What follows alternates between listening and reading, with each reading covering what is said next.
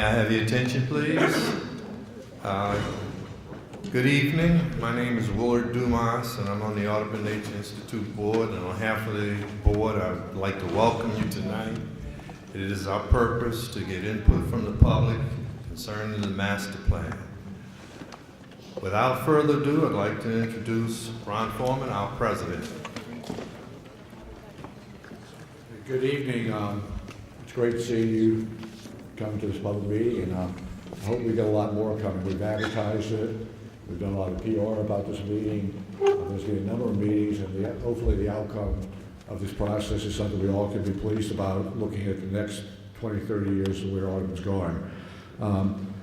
Tonight I want to introduce the two key players from our staff that's going to lead the effort through the process.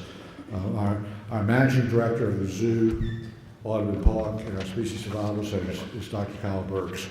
And he has a vast experience in managing parks across the country, running zoos across the country. He will be our key facilitator and key person throughout the process. Our second person is Shemaine Grant-Saloy, is the Vice President of Marketing. And she's our communications person, she's our point person, she's someone you can communicate with. We're going to give you all kinds of phone numbers and email addresses and ways to communicate online so we can get your comments. So with that, Kyle, let's start us off. By the way, Kelly Duncan also will co-chair this with Willard, the chairman of the commission, and he had a previous Mardi Gras commitment, but he will be at the future meetings going forward. Thank you, Ron. Good evening, everyone. Again, my name is Kyle Burks. I'm the managing director of Audubon Park and Audubon Zoo. And tonight really is about listening. And it's ironic that tonight's about listening to all of you, but we need to talk to you a little bit about how we're going to listen before we get to the listening. So we've got a bit of a program to go through real quickly on the process for community engagement throughout development of the plan. And we'll get through that and then move to hearing your feedback and your comments. So make sure I'm in good shape. No? This one's a new one, Tony. Maybe you can just hit the right button. Right button? There we go, I got it now. Our agenda tonight, first I want to talk just a few minutes about our organizing principles for how we're approaching development of this new master plan. Next is talking about our process and schedule for getting your feedback, hearing your voice, getting your comments on where we're taking this plan as it develops and moves forward. Then we'll talk about the previous plan and how that's influencing what we're thinking about right now. And then our planning strategies. Then we'll move to your comments. And the bulk of tonight will be about that, hearing from all of you. And then finally, we'll talk about our next steps moving forward. So, type's a bit small, but organizing principles for how we're thinking about the future of Audubon Park. It's focusing on 5 major areas. First off is the preservation and heritage of the park. The park has a rich, rich history. All of us love it for that history, and we want to keep that central to our plan as we move forward. Second is education and culture. How do we take and continue to use opportunities for the park and all of the great experiences there to enrich our community outreach opportunities and also continue to use it as a means of celebrating the heritage of our city and the park itself. Third is really about the operational components of it. We need people to be able to access it, we need the proper infrastructure in place, and we need to think about the operations. We have drainage issues we need to think about. We need to think about how people move through the park, how circulation influences us. Next is the recreation, entertainment, and wellness. This is really getting to the place where we're all using the park for its intended purpose, which is to enrich our lives by recreating in it, using it as a spot to enjoy nature, be outdoors, and experience the wellness components of enjoying the native world and natural world as we do. And then finally, as stewards of the park, how do we maintain the environmental aspects of the park, conserving the trees? When I first thought about coming to take this job 6 months ago, the trees were what drew me to the park, and then that's what caused it to unfold for me as I got to know the park even more. So how do we keep that top of mind moving forward? So let's talk a little bit about the scope of the project. While we will continue to focus on making improvements at Audubon Zoo and our golf course, both of those right now are outside the scope of this plan. And the reason they're outside the scope, when we think about the improvements at the zoo, the specialized needs of the animals in our professional care require a separate sort of planning process. And so that puts that outside of that scope. Then when we go back to that guiding principle of preserving the heritage of Audubon Park, one of the central aspects, in fact central to a large portion of the park, is the golf course. And as Olmsted signed off on the plans for the park and the thoughts for it, the golf course itself as a land use created very important meadow-like views throughout the park that created that sense and maintained that sense of green space. So we'll get into more detail about how that's going to influence things. Mark will take us through that as we move forward. But I wanted to make sure we set the appropriate stage. I want to acknowledge as well that this process culminates with a plan that will be presented by the project team to the Audubon Commission for their ultimate approval. So just a reminder, as we move through getting your feedback, ultimately that helps us craft the best possible plan for us to then take to our commission for their approval. A bit about our team. We have several of our staff, Ron, myself, Shaman, who you've met, Lori Conkerton, our Executive Vice President and Chief Administrative Officer, is helping us from the staff side, as well as Ashley McLaren, our Vice President for Construction and Exhibits. That represents the staff side. And then we have three very able partners assisting us from an urban planning, landscape architecture, and digital communications standpoint, with three individual firms that are our partners in this. Now, let's talk about how we're going to listen as we move forward. Tonight, we both want to introduce you to the public comment process and public engagement process we have. But this is only the first of what we hope is a series of feedback sessions that build on themselves. Every time we come back to you, we want to bring you the next iteration of the plan to get more rich, detailed feedback and comments from all of you. So we have 3 community meetings planned. First is today, the second one is in March, and the third is in early April. And we have the information available, more specifically on those dates, for you. We're doing our best to advertise it in every possible way. We put signs out in the park. We're going in every method that we can possibly use to encourage folks to come out. And we hope we see you at each one of the additional meetings. We're going to hear what you have to say tonight. It's going to influence our planning, and then we're going to move forward from there. And then once that is complete, once the plan comes together, we will finalize our efforts and take it to the Audubon Commission later this year. So these meetings are an important feedback process, but we're using a couple of other really cutting edge and innovative ways to get feedback from others. So at this point, I'm going to invite my colleague Shaman to share with you how we're also using some digital means to get feedback from others as well. Thank you.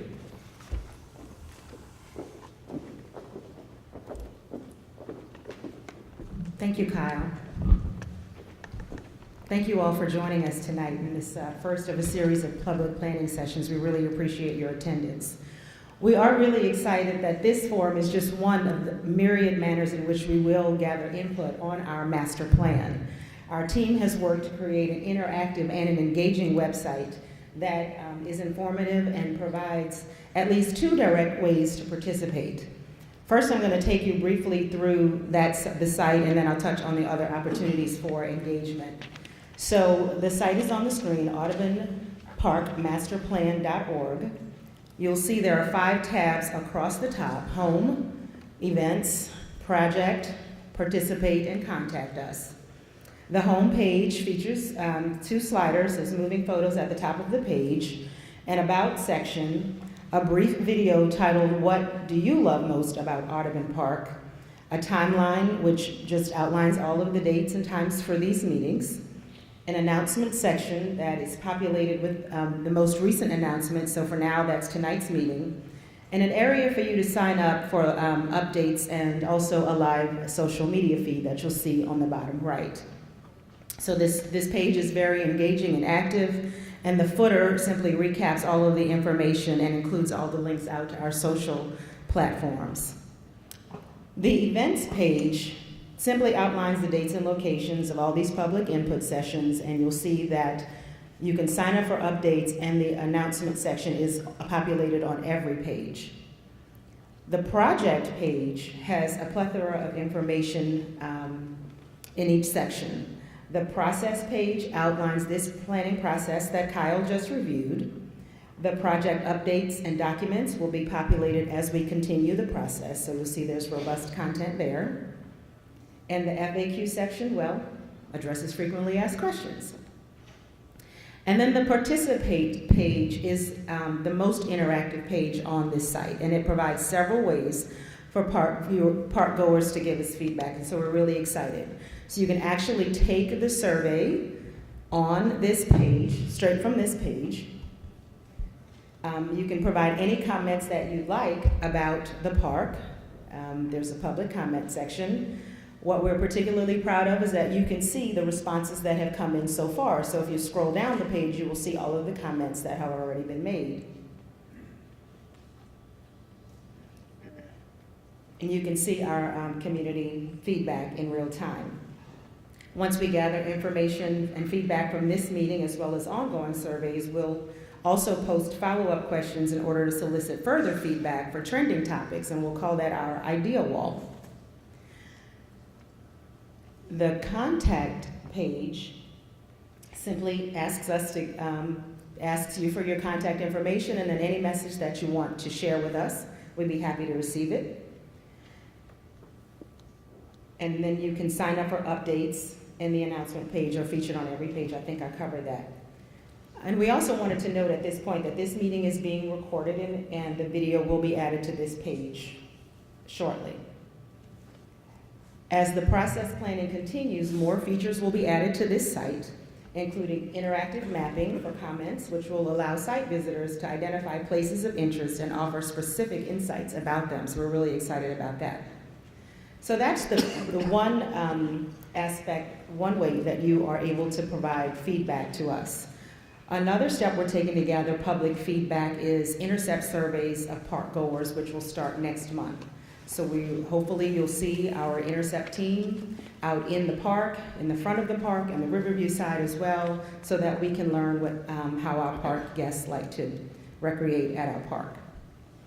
We've also created an email address, Audubon Park Master Plan at audubon.institute.org, if you'd prefer to email your thoughts to us. If you'd like regular snail mail, you can send us a letter or a postcard to Audubon Park Master Plan at 6500 Magazine Street. Both of those addresses are on the bottom of the agenda for your reference. And we'd like to receive feedback from a broad cross-section of all of the guests who love Audubon Park as much as we do. So we're asking you to please share this website, please share the email address, and the meeting schedule with your family, friends, neighbors, colleagues, and coworkers. We're confident that through this series of public meetings, the interactive and engaging website, the park intercept surveys, email, snail mail, as well as our social and traditional media campaigns, we're going to receive real robust feedback that we'll use to share our Audubon Park Master Plan. At any time, please feel free to email us at audubonparkmasterplan.org at auduboninstitute.org if you have any questions on any of this. Thank you. I'll turn it over to Mr. Ripple.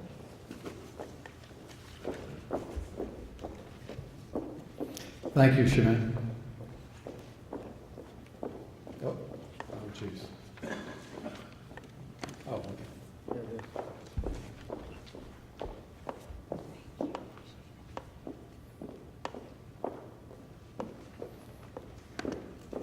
We could go back several slides to the 2004. Oh, okay. Thank you.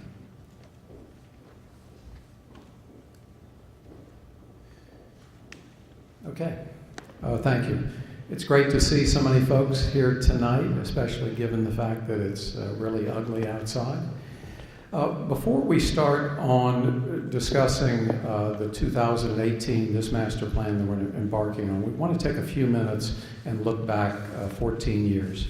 In 2004 and 2005, the Audubon Institute began a master plan that unfortunately in the fall of 2005, Hurricane Katrina had other ideas.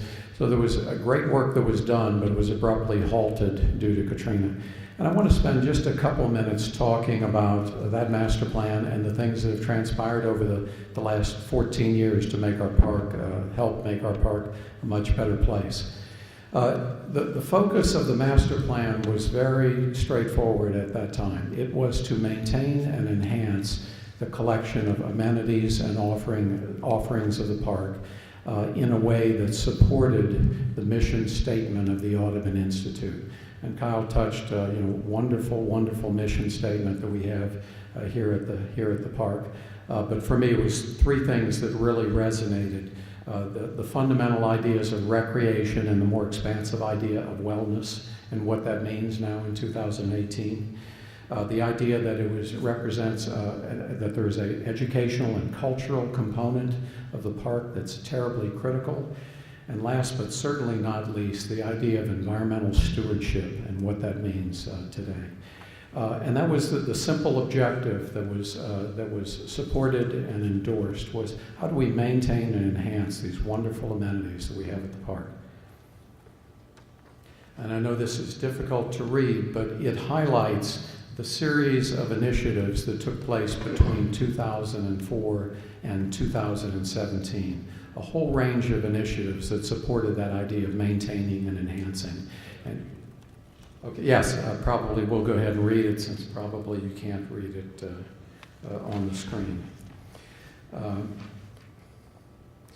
St. Charles entry lighting and sidewalks, exposition entrance gate, 3 different shelter repairs and improvements to the existing shelters at the park, aeration of the lagoon, resurfacing and lighting of the jogging path, the Newman Bandstand improvements, riding stables, the Labyrinth meditation walk, removing parking at the Oaks and enhancing the landscaping around the Oaks, upgrades to the tennis courts, the Miracle League field, new restroom structure at Riverview, exercise stations, emergency phones lighting, benches, waste receptacles, and last but certainly not least, a very robust effort focused on landscaping and tree care, and particularly the historic oaks on the campus. So it's a beautiful cross-section of everything that was done over a period of 14 years to maintain and enhance these wonderful amenities that we share throughout our community. So as we move forward now to today, we accept that same mission statement. How can we, as an institution and as planners in support of that institution, continue to maintain and enhance these wonderful offerings that the park has in a way that supports the mission statement? As we look at it, it may be, again, a little bit difficult to read from where you're sitting. We see 3 different areas of the park that are in focus. As Kyle had mentioned, this master plan is not addressing either the golf course or the zoo. It's addressing the everything else that constitutes the park. In case you're not totally oriented, of course, the blue section on the left is the river. That's the river's edge, the fly in the Riverview. On the far right, extreme right, running vertically, is St. Charles Avenue. Across the top longitudinally is Walnut Street. And across the bottom longitudinally is Exposition Boulevard. So starting on the right, we're calling it Section 1, just some simple groupings as we begin to get our arms around what these challenges and opportunities are for the master plan, is the St. Charles Exposition Walnut frontage, that beautiful band that surrounds the golf course and represents also a transition zone between the park and the adjacent residences.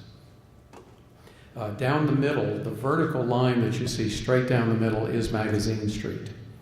Okay, so hopefully that'll help orient you. That section, we're calling it, not terribly clever, but calling it Section 2 of the master plan, is that Magazine Street corridor.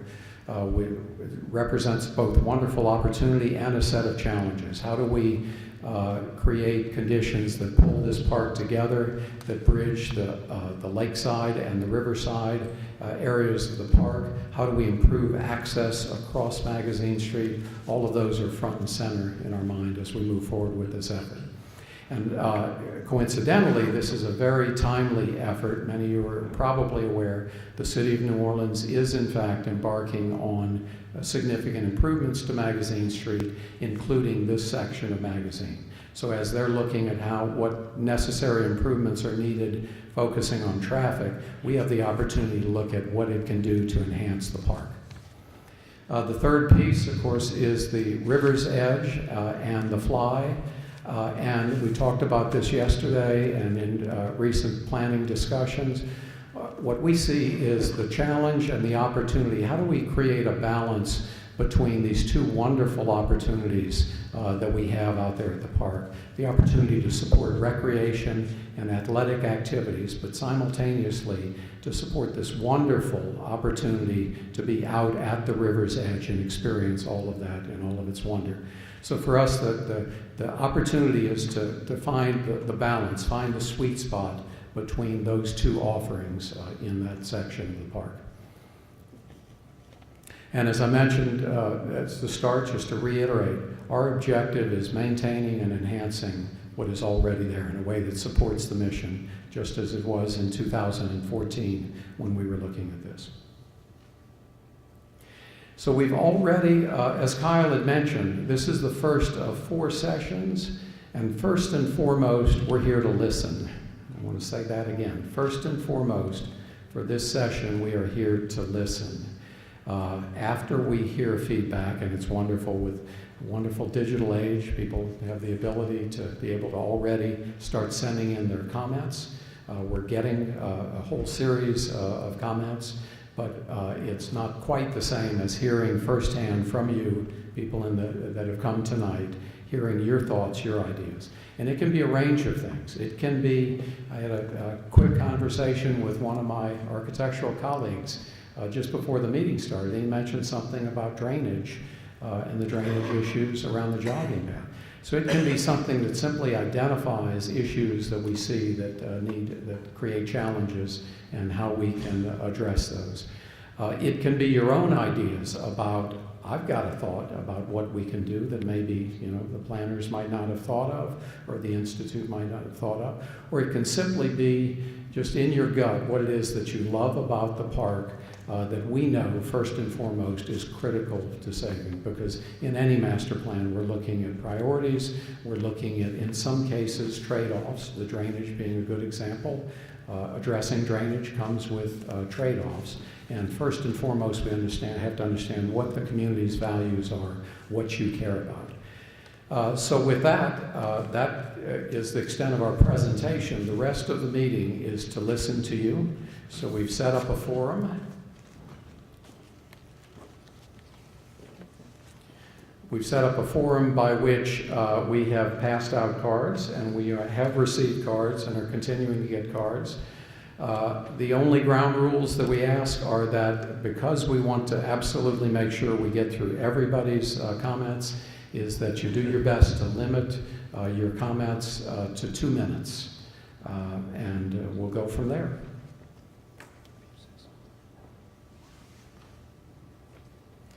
So the first card at the top is from Bill Ives. Bill, come on up. Okay, I'm Bill Ives. I'm a New Orleans resident and a member of the zoo. And it's nice to be back in the tea room. Bill, can't hear you.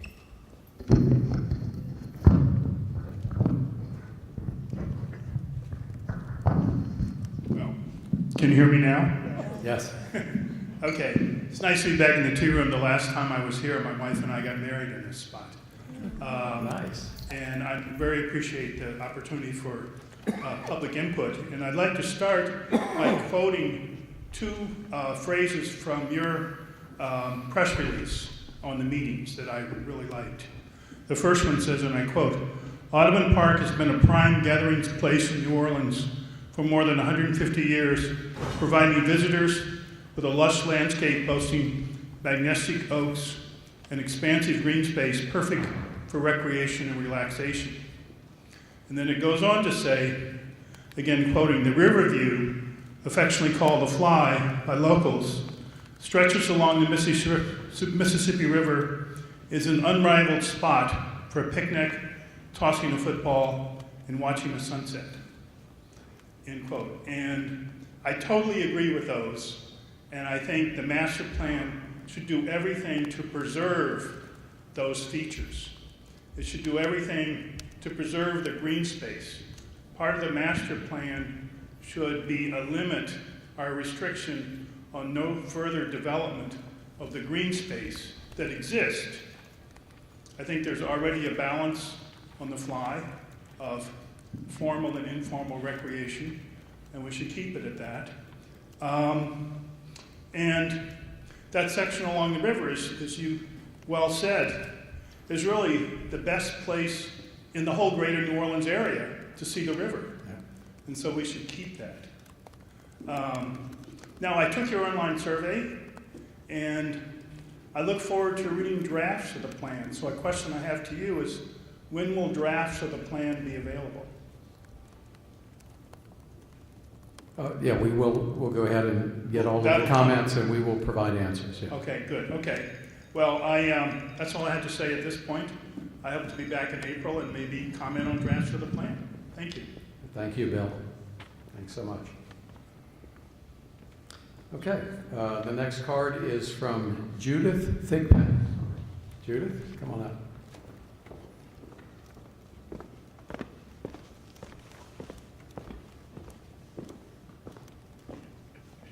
Hi, thanks for this opportunity. I love the park. I'm a recent returnee from the West Coast, and I've been back 7 years, and I use the park quite a lot.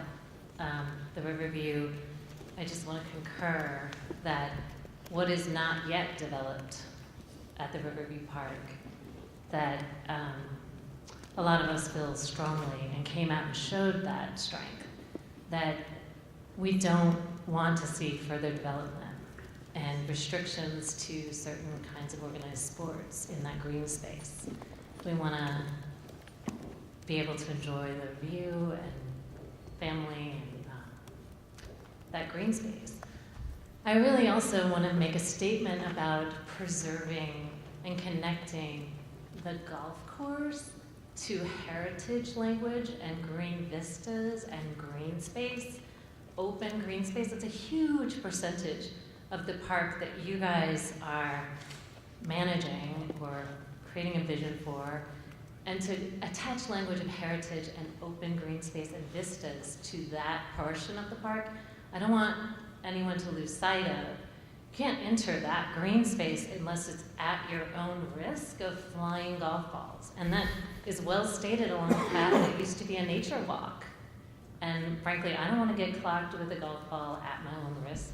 That's not usable open green space, and the vistas, just looking onto that space and the people who can afford to play golf on that space is not preserving the heritage of Audubon open green space. Thanks. Thank you so much, Jude.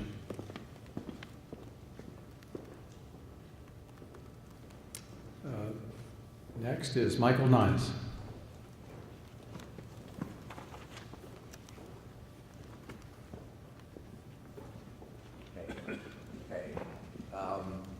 I collaborated with an artist, I'm an architect, to design the stage viewing pavilion that overlooks the river. And I'm here to announce that we have funds and have a schedule and plan to restore that pavilion. Together with the restrooms and the renovated play structure, we think that makes a great family spot for picnics and allows entire families, varying ages, to have things to do and to really use that space in an effective way. So I'm excited that that's going ahead and is going to kind of use what I think the most interesting landscape part up there, and it's the high point and it's a great place to view the river. Now, there have been problems in that area with activities that were introduced since Katrina. One is the large baseball facility. And it causes problems that can be addressed, but I think need to be addressed. One of the problems is parking. And there's an enormous number of cars that comes at events when lots of kids are involved in soccer and baseball. And Mark, the first thing, if you go to a landscape conference, the first thing they talk about is parking on tree roots. They go to great extent to explain that you need to even prevent that during construction. Try to not let a vehicle drive over tree roots ever, if possible. People regularly now park on those roots, and I think endanger those trees. And part of it is management of it, and maybe some way to physically deter that.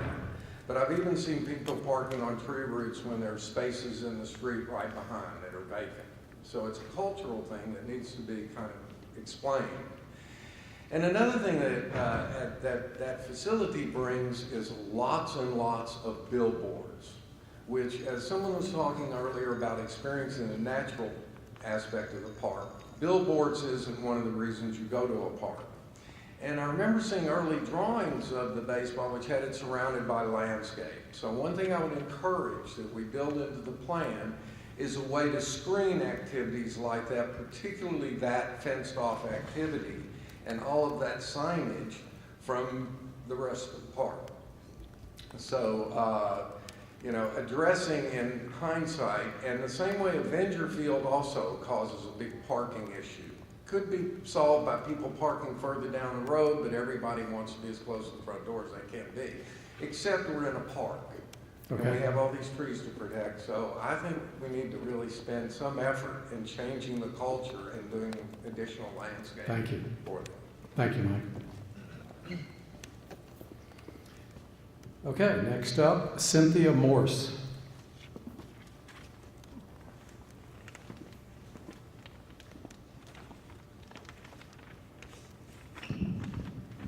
Thank you all for setting this up. I started coming to the park maybe the week after I moved here in 1971. There wasn't nearly as much park then as there is now. I have taught for 48 years, little people, kindergarten, preschool, and started up here with my own kids and with several kids at a time, and then my kindergarten class and parent picnics the first week of school and all that. There's a tremendous connection to this park by many kids who grew up in the area, and then they continue it when they're grown and have their own kids. To have the open, unstructured place of the fly is really essential. And it's used well. It's not used every day, all day, because most kids are in school and parents are working. But it is a regular weekend occurrence for many, many families. And I hope you'll support that as long as we can get to the river.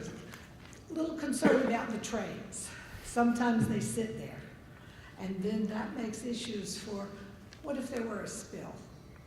I live a block from the river further down in Carrollton, and it's a concern. And I don't know that there are easy answers to it, but it's something to definitely be aware of. I appreciate your listening, and I'll go take the survey. I didn't know about it. Thank you. Thank you, Cynthia. Okay, next up, Bob Thomas. Hello, Bob. How y'all doing? Great. It's always great to have these kind of public hearings. I'm Bob Thomas. I'm a professor across the street at Loyola. And I'm also on the city park board, so I understand what y'all are going through. We seem to be constantly going through our master planning.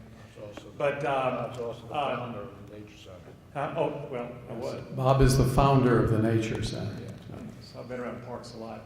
But I did want to say tonight that, and some of my colleagues are going to come to some of the other hearings as well. We use the park a lot from Loyola. We bring our students over in our ecology courses and the like, and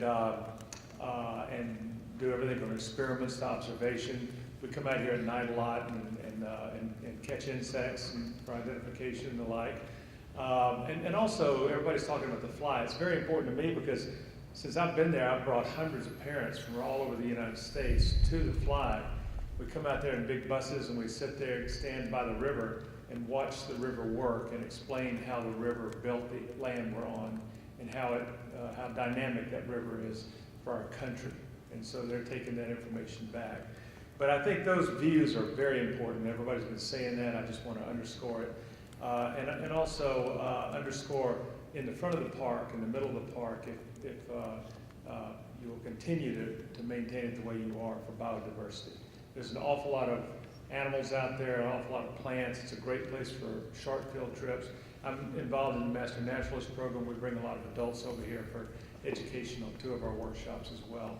So I just wanted to really say that we support maintenance of the park the way it is now with improvements that I know you're going to suggest. So thank you.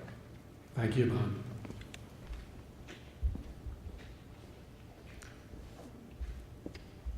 Next up, excuse me if I get this wrong, Gurkarat? Gurkirat,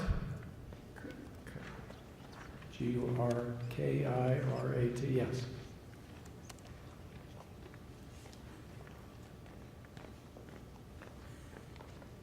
Hey, you guys are missing a few people in those chairs up there. So, we are too. Park rates in New Orleans don't compete with national averages per acre. In District C, especially, you have about 800 acres of park and about 1,500 acres of land. Well, a big part of that you can look at when you retract, the waterfront out of that equation. And so when you subtract the Mississippi River from all of District C, it goes from about 15,000 acres to 11,000 acres. And so your amount of parks per capita is going up. But guess what? The most valuable piece of real estate, waterfront, is no longer part of the equation. How are you involving that into your master plan? Which I noticed you cropped the map itself just to be of the Audubon Park. I mean, you scale out, reframe it, re-perspect that, because that in itself is excluding some of the argument here. Thanks. Go ahead. It's not, do you get to rebut that? No, at this point, we're just taking very careful notes and listening, and that's why we're going to have 4 sessions. So, okay. Yeah. So, continue on, please. That's part of my study, being part of the Reich School at LSU, is to look at the share from the numbers with specific regard to the waterfront and how that's been excluded just from a numbers basis on parks per park acres per total acreage. Thanks. Okay, thank you so much.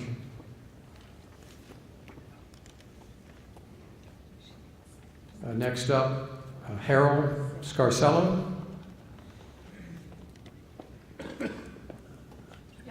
Hi. I had a couple of sort of logistical questions. First, Mark, are you a landscape architect? What's your background? No, I'm an architect. You're a regular Yes. architect? Yeah. Okay. And are these slides going to be posted on the website? Because they are not legible from anywhere in the room very much. Yes. Yeah. Okay. Yes, they That'd will be be. great. Yes. Okay, good. Okay, so my question then is for you to peruse is if the goal is to maintain and enhance the historic oaks, which is one of the reasons a lot of us live right along the park and have been attracted to the park our whole lifetimes. How does the interface with RTA meet or not with that goal?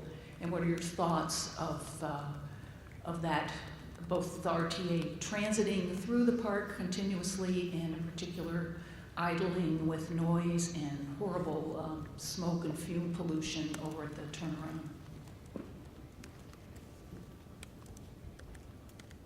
Okay. Anything else? Or No, that's okay. Well, thank you so much. I appreciate that. Okay, next up, Keith Hardy.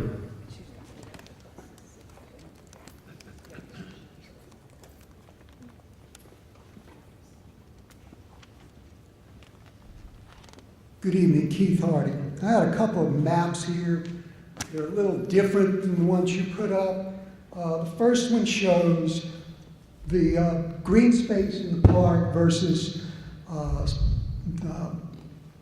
spaces that were used for golf course and zoos and everything in 1973.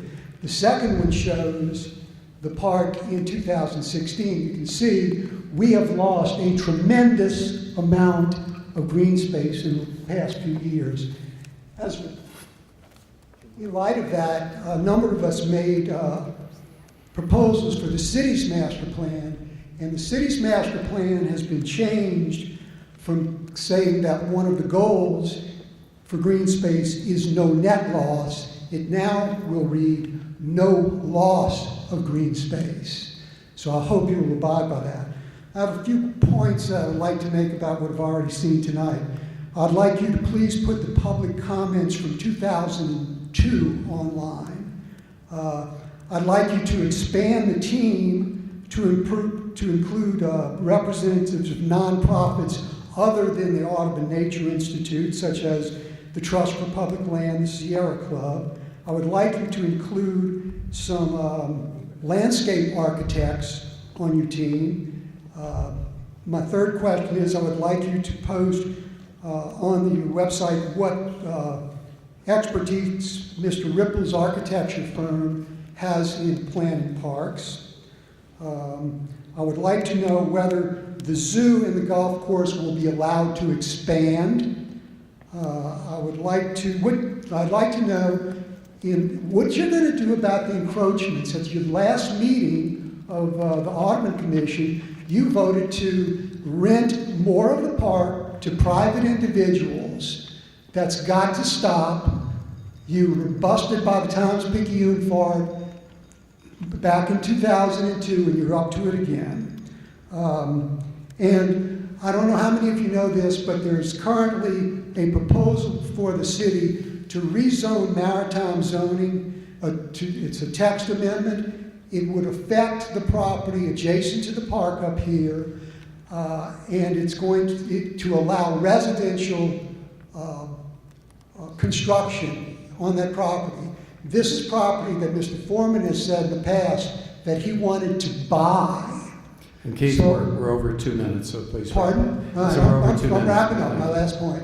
I would like to see that move forward so that we can recover some of the green space that we have lost in the past 50 years. Thank you. Thank you, Keith.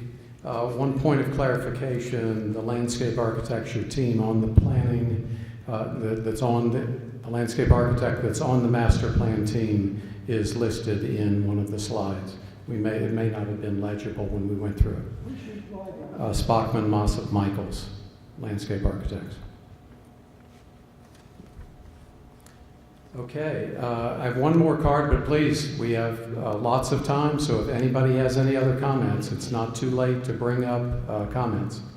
The last card I have is from J.C. Strunk.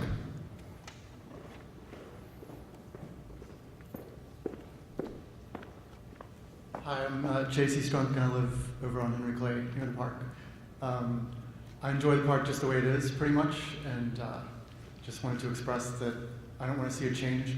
The one comment I had about what I've seen tonight are the zones 1, 2, and 3. I don't know if you can bring that slide back up, but zone 2 looked like it was sort of expanding into what I consider the main body of the park. So to me, looking at that map, zone 1 being the perimeter of the park between Magazine and St. Charles, to me that pretty much continues to Magazine because it's mostly residential fronting the park.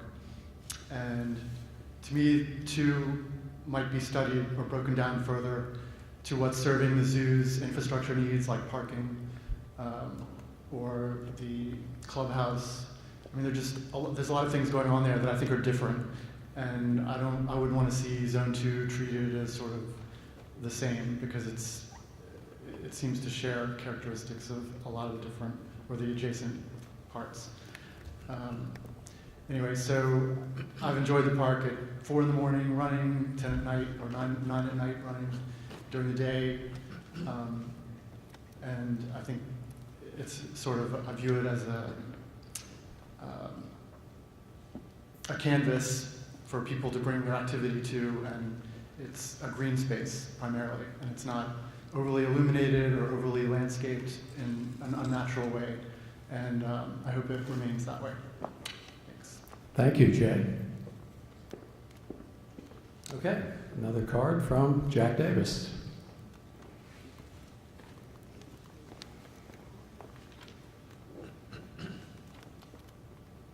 Couldn't let these last 70 minutes go to waste.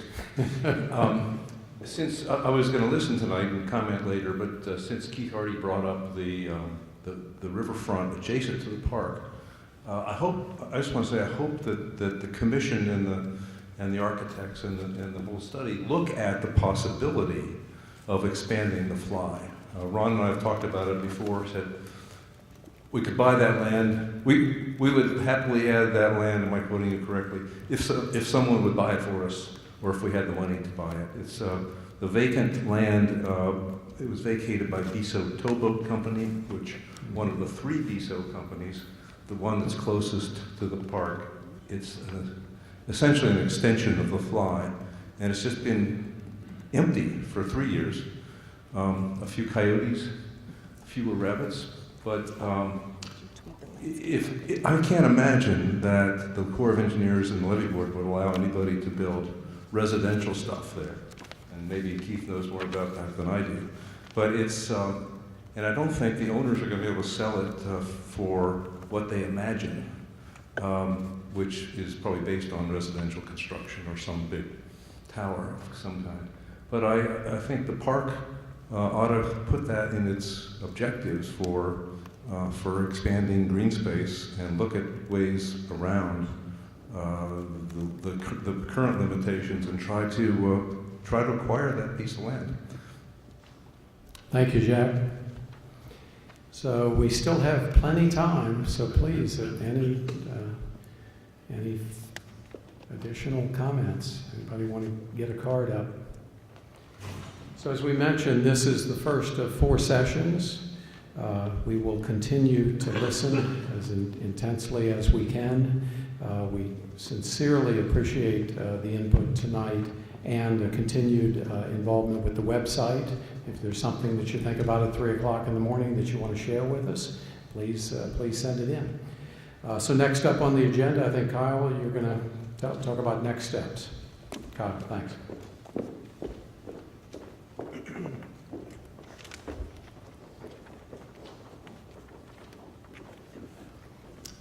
Thank you all. And a lot of great comment and feedback, so thank you for all of it, and thank you for coming out to share it with us. I want to just correct one thing Mark said. We actually have 3 public meetings, not 4. Yeah. It's okay. Our hope throughout the process is that those 3 will continue to grow. So this is the first. The next is on March 6th. And then the final one is planned for April 5th. So after that, and again, as we mentioned tonight, we'll move forward. I do encourage all of you, I'm glad to hear some of you that hadn't heard of our digital platform, to take the survey, to give us your comments.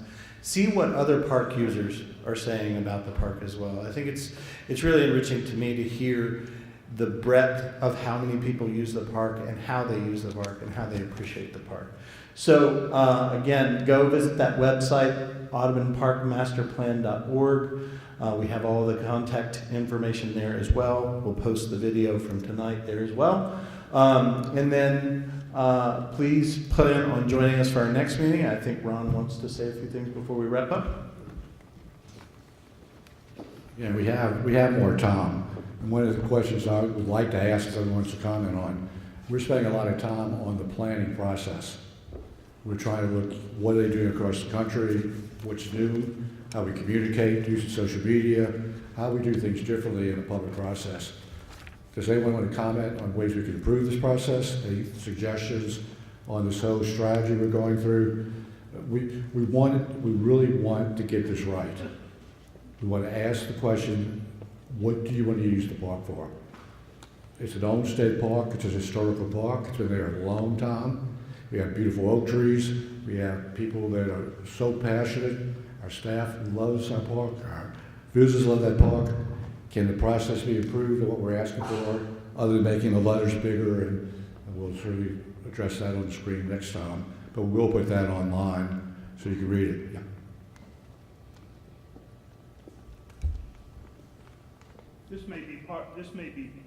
I don't know, anyway. This may be part of the plan, but I see 3 sessions for providing input to the plan. Are you going to allow then, once you have a draft of the plan, to have people to comment on the sections of the draft? Yeah, I think each session we're going to comment more. Today we want to just listen. Okay. We want to get your thoughts, so we go back and digest those thoughts. We get, believe me, we get 1,000 more comments than we got today in this public hearing. One thing about Audubon Park, everyone has an opinion about the park. So we have a lot of comments. If you're not going to tell us your comments, we're going to tell you the comments we're learning. And each meeting we'll do more on the comments, answer questions, showing what's being proposed, till we finally come to a conclusion where you have a chance to look at what's being recommended. Thank you. I'll be away in March, but I'm back in April for this session. Good, thank you. And the plan is to finish in April, but that's not locked in. If we have more need for more public input, we'll keep the process going. There's no magic about April other than trying to complete it. We'd rather take the time and make sure we get as much input as possible. Yeah.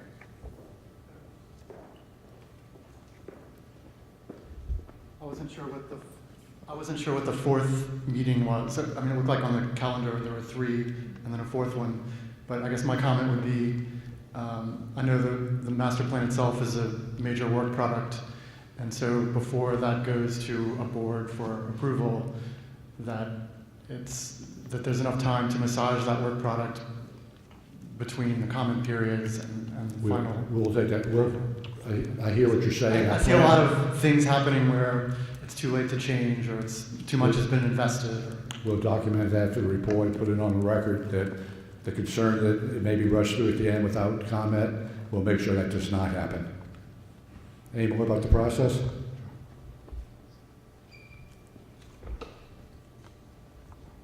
By the way, we have cookies over here also, so if you really stay later, do we have milk too, or just cookies? Just water and cookies. I'll have a cookie. This is sort of quasi-process and quasi-way to improve it. How does the city explain its magazine street planning process to you? And can you convey that to us so we know whether, in your view, or maybe in our view, the way through the park would be enhanced or damaged? Would the street be widened? Would there be more parking? Would the cars move faster? You mentioned being able to get across the street, which I think would be a great improvement. But what is the status of the city's planning? Will the city listen to Audubon Park and the people who use the park in designing the way the street is improved? Yeah, thank you, because we are in desperate need of Magazine Street, as the entire city's in desperate need of improving our streets. The drainage of Magazine Street, the poor condition of the street, the sidewalks, the whole area needs to be improved. It's been a state project. It's been under the city for a number of years. Funding was made available, I think, mostly by FEMA money. I don't want to be sure about that, but I believe a lot of federal dollars are involved in a city upgrade of streets. We were told that upgrade would have begun in 2015. Then we were told in 2016. We were told 2017. We're now being told 2018. I heard rumors it may be 2019. The comments we've had, and we don't want to get into the planning process of the State Department of Transportation, but in our comments, we commented a number of things. One, not to widen the street. Two, the drainage is of significance and importance, not just fixing the street, but they make sure the draining is appropriate, so we don't have constant flooding on that street. So redoing the streets, redoing the sidewalks. We are working with the Regional Planning Commission to enhance the project so that the streets will not look like a thoroughfare through a park, but it will look like a park with a thoroughfare. The difference being the lighting would like to be different. That typical lighting you might see on Veterans Highway that we have there right now could replace with better lighting, LED lighting, better quality lighting, and also architecturally better lighting. The landscaping along the neutral ground, along the sides, could be enhanced. The sidewalks all need upgraded. Most importantly is the safety features in crossing Magazine Street, that they be marked properly, that there be signage that shows you crossing is a big problem. Obviously, speed limits. are an issue. So we are aesthetically trying to make that where as you drive through, you feel like you're driving through a park, not just a thoroughfare.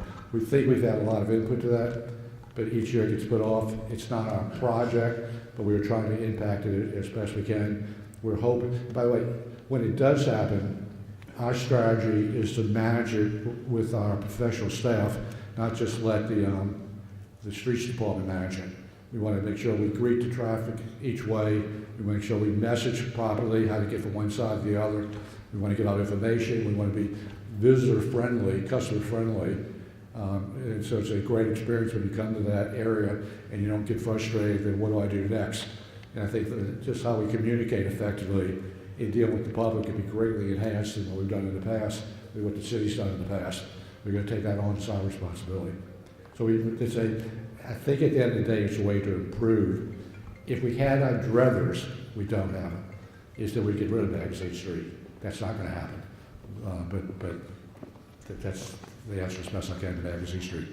I have a process suggestion. The survey required you to rank priority 1 to 10 or 1 to 9, and it didn't allow for, several of these are not a priority at all in my mind. So I felt like I couldn't respond to the survey because it was 1, 2. I don't think there's any reason we need to prioritize. I can tell you 5 priorities I have, they're all equal. So can we participate in the survey if we only we have can a approve on partial that. submission? That's the kind of comments we want. It didn't appear to be that way. No, we don't, if it does appear that way, we can correct that. Okay. I know a lot of people have a lot more opinions than one thing. In Right. fact, more priorities than one thing. Thanks. Other ways we can improve? It's your process. Tell us what you want. We're willing to do it. Yep, over in the back. I'd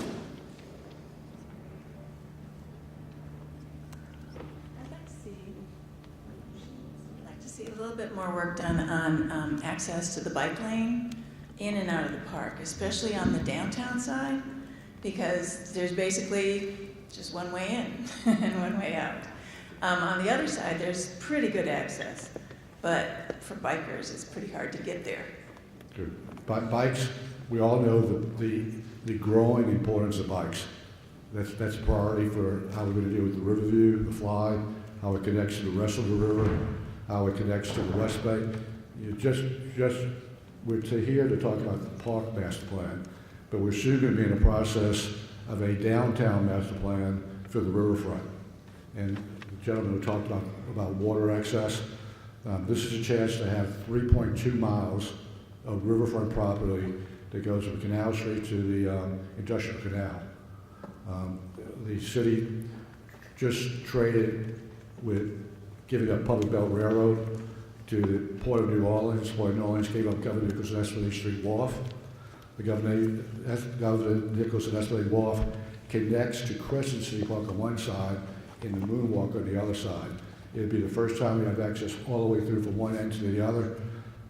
If you really want to get into some great planning and great discussion, come to those public meetings on the Riverfront Park. Audubon has the contract, Department of Endeavor, with the city to design and build and operate that facility. 3.2 miles that goes into a historical district that has the French Quarter, Bywater, Narrity, all connected. It's a historical opportunity to bring the riverfront back to this community, to the neighborhoods. So I recommend that you keep following it online. That public process will probably start the next 3, 4, 5 months. It'll probably be a 6, 7 month process. They'll come up with a design, what to do with that 3.2 miles. So follow up on that. Other suggestions? I'm taking the, yeah, thank you. I'm trying to pull it out of you. Susan Weeks, I'm a neighbor, we next door to that. I really just wanted to express my appreciation for the board members who are here. I know you're not staff who's paid, and it's your time that you give to others. And I've been on some boards and still am, school board, for instance. And I just wanted to say thank you so much for the time that you're going to be spending on this project. Thank you for that. The board members spend a lot of their volunteer time. You are passionate about the park. They're passionate about the park. It's my next door neighbor. It's the same passion we all share. We just have to figure out how to get it. So we'll never make everybody happy, but we want to make as many people possible happy and what the future looks like. Well,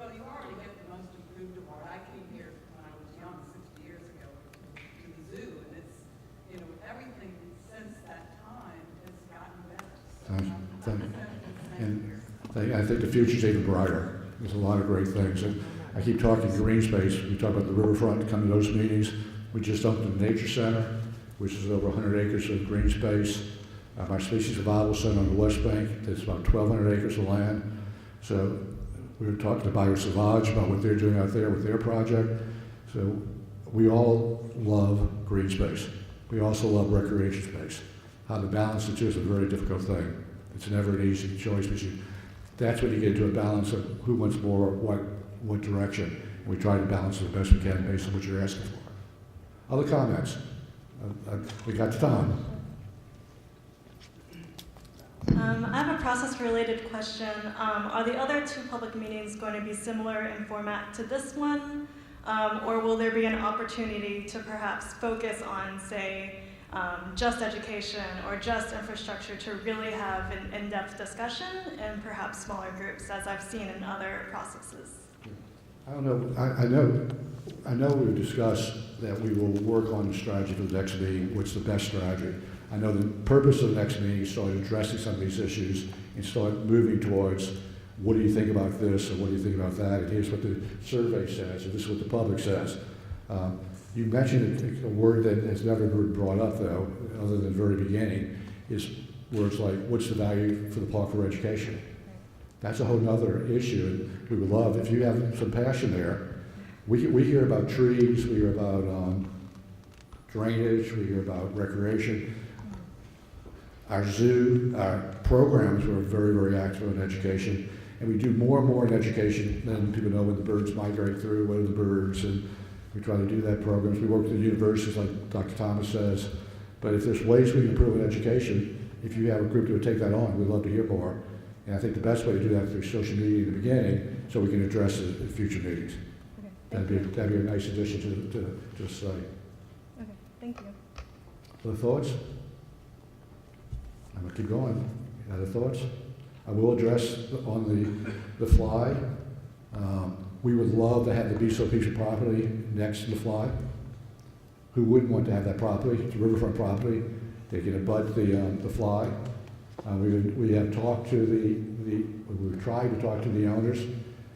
I don't know what their long-term plan is, but they're not interested in talking right now. We're willing to raise the money to buy it at a price that's a value that the city or the state's not being ripped off on.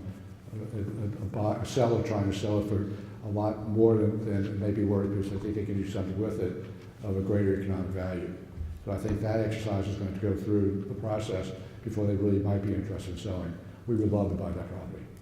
We'd love if anyone in the room would like to join with us in buying the property, because we'd have to raise the money to do it. So that would be part of the process, but that's something we would love to do.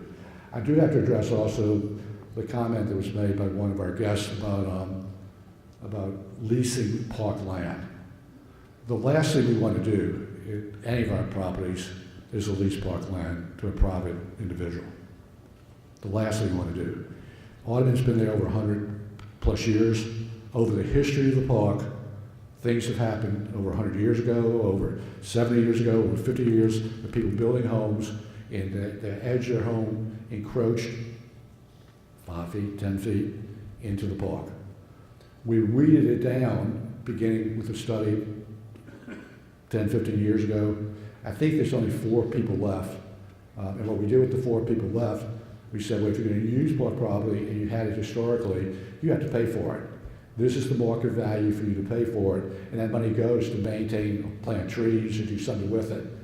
We have nothing more than we would like to have all the leases off the park. But there is a historical issue there that's hard to ignore with something that happened with rights to people a long, long time ago. Like I said, most of the property 10, 15 years ago, we went to push it back, and we're down to, I think, about 4, I think it's 4, 3, 4, maybe 5 at the most, tenants, and we still work with those to push back. At the same time, if they're not pushing back, they have to pay fair market value that goes to maintain the park. So there's nothing to be hidden by that, that's just the facts. Can I respond to that? Of course I knew you would. Yeah. I wonder if you would tell us how many of those people who are going to be allowed these extensions of their leases are donors to your corporation and how much they've given you over the years? The answer is, I'll get you that answer. My hope is they're all donors and they give us millions of dollars. That's our hire. So we hope that everyone who uses the park supports the park. If the situation there is that they get this lease because they give us money, it's just a false insinuation. I budget $60 million a year. The 1/10 of 1% of the park that somebody leases because they've been there for that long has no impact on our budget and no impact financially on any decision we make. So these board members or community leaders, as you commented earlier, they're volunteers. They're not going to be bought off by someone that says, I'm giving you money so you let me lease a piece of property that I've been sitting on for 50 years. That's a ridiculous statement. Other questions or comments or? Yes. I grew up playing baseball at the Burns California. I loved it. I played on the Mayor's team over there. I just wondered, when did it become a park responsibility to take on recreation and build fences around that We can park? address that. We'll address that in the master plan. I don't want to give you. Why are we not addressing all these issues? We want to get the facts. So I can't tell you when. I can know when I was a boy, I played baseball here. I played football here. On the soccer field right here, I played soccer. So the park's always had recreation. But let me get you the real answer, because you asked a very good question. We'll get you the answer as we go forward and respond to that, and we'll respond in future meetings. There is a balance between recreation. Every park in the country, there's a balance between open space and recreation space. And that's what urban parks do. But after Katrina, what do you think with all of the areas that can be uplifted by these types of recreational facilities, like a soccer stadium that we're proposing on the fly, could really uplift different neighborhoods?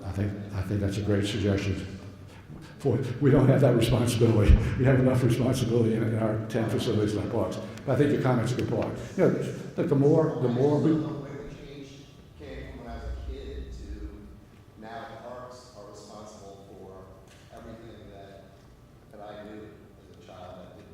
If someone who's been in this profession 40 years, that's been on the board of directors nationally of the American Association of Museums and the Zoo and Aquarium Association, parks have always, all over the country. I just got back from Golden Gate Park. You know, I got back recently from Central Park. There's ball fields, there's just a balance of two. I wish we had 10,000 acres and as much, you know, I spend my weekends in Mississippi because I like being outdoor in nature. So the passion's there. The balance is what we need to do, but we'll get an answer to your question. Other comments or questions? Yeah. Can I stand here, Ron? You got me kind of excited about the Viso towboat property, and I think that all of you and all of us and all of New Orleans could get excited about taking on the last chance to expand the Audubon Park waterfront.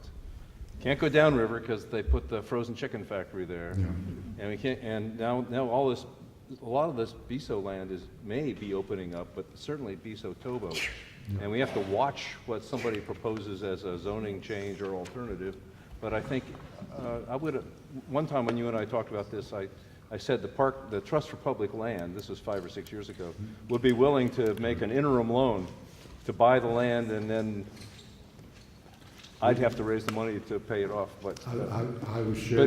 But I think it would be a really great addition to the master plan to have at least the aspiration to go there. Totally agree. Thank you for commenting on that. So that we have our eyes on, but you just placed a higher priority, say make sure the master plan prioritizes the opportunity to get that land. It's very strategic. Okay. All right, well, I'm sorry I dragged that out of you. I just we're here. We don't get this chance very often, so I wanted to drag every bit of information you can share with us. Thank you for coming. I hope you invite other people to come. We got more chairs here because we want more people. We got more room to put more chairs. We got more people cooking cookies. We're ready for you. Spread the word. This is your chance. And once we complete it, this will be our master plan for the next 15 years? For the next 15 years. So come to those meetings. Thank you very much, and we look forward to seeing you at the next meeting.